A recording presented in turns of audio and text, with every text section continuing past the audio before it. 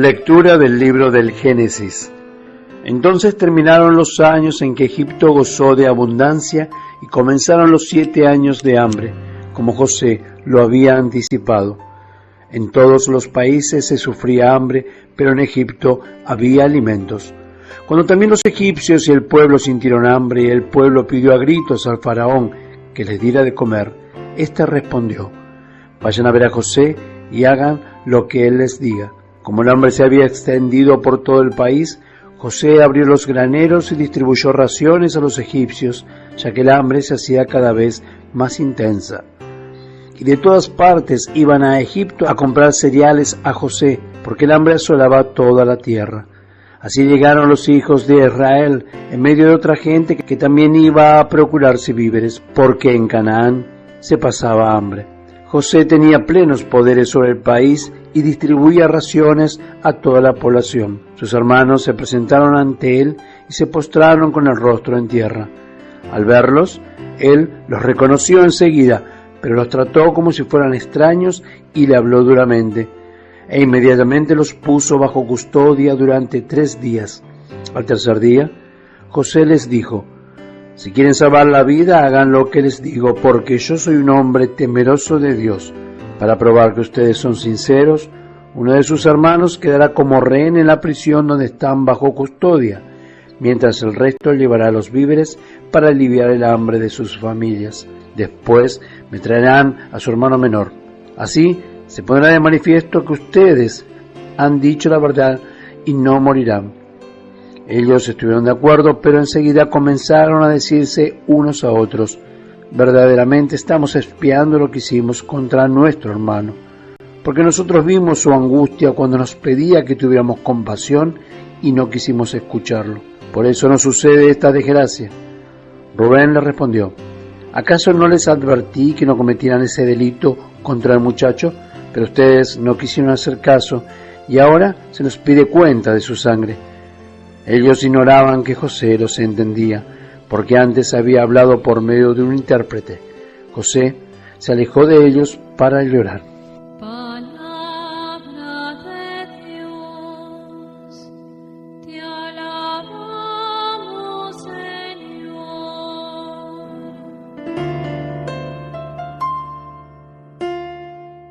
La lectura del día de hoy está tomada del Evangelio según San Mateo. En aquel tiempo llevaron a Jesús un endemoniado mudo.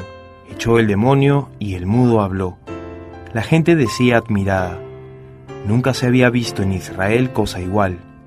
En cambio, los fariseos decían: este echa a los demonios con el poder del jefe de los demonios. Jesús recorría todas las ciudades y aldeas, enseñando en sus sinagogas, anunciando el evangelio del reino y curando todas las enfermedades y todas las dolencias. Al ver a las gentes, se compadecía de ellas, porque estaban extenuadas y abandonadas como ovejas que no tienen pastor. Entonces dijo a sus discípulos: la mies es abundante, pero los trabajadores son pocos.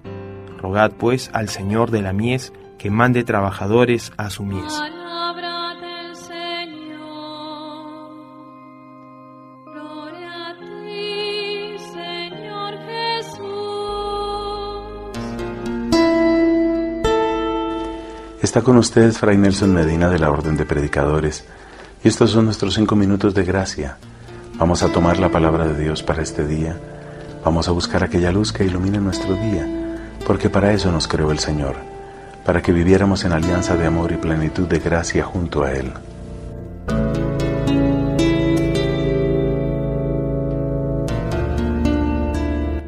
Los obispos de América Latina y del Caribe, reunidos en la ciudad de Aparecida el año 2005, nos dejaron una gran consigna: ser discípulos y misioneros. La verdad es que estas 2 palabras condensan en buena parte lo que significa ser cristiano y lo que el Evangelio viene a traer a nuestra vida. Primero, discípulos atentos que reciben con amor y con obediencia la palabra de Jesús el Maestro. Y luego, apóstoles generosos y también gozosos que transmiten con su testimonio y con su discurso, con sus palabras, aquello que han recibido. Esta consideración nos invita a preguntarnos cuántas veces y de qué manera envió Jesús a su gente. Por ejemplo, en el Evangelio de hoy, capítulo 10 de San Mateo, encontramos que Cristo envía a sus apóstoles, pero esta vez hay una restricción. Les dice: no vayan a tierra de paganos. Como que restringe la tarea, le da un perfil determinado y les dice que vayan únicamente a las ovejas descarriadas de la casa de Israel. No es el único envío.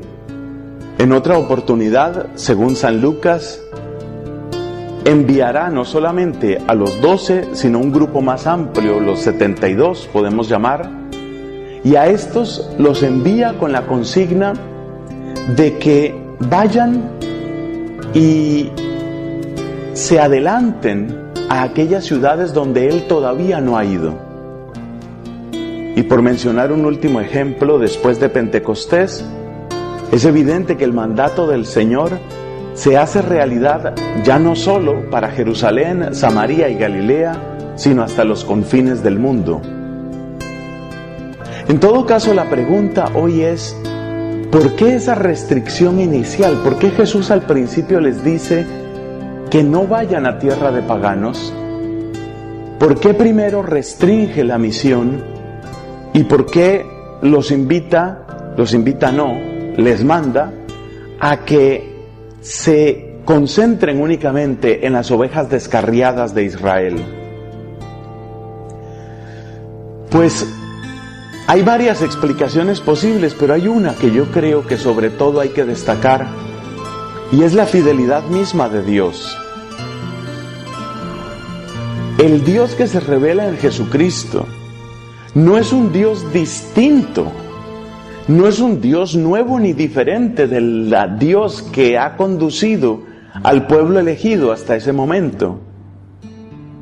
Si hay dos atributos que caracterizan la revelación de Dios para su pueblo en el Antiguo Testamento, son la fidelidad y la misericordia.